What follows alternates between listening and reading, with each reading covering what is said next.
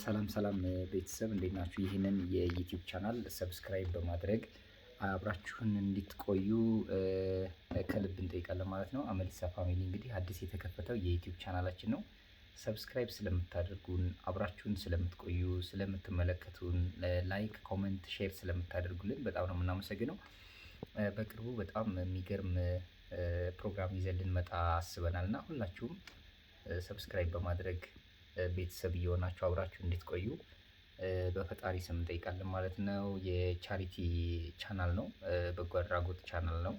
ይህንን የበጎ አድራጎት ቻናል ደግሞ እየተቀላቀላችሁ በጎ አድራጎት ስራዎችን እንድንሰራ በልዑል እግዚአብሔር ስም እንጠይቃለን። በጣም ነው የማመሰግነው ጋይስ።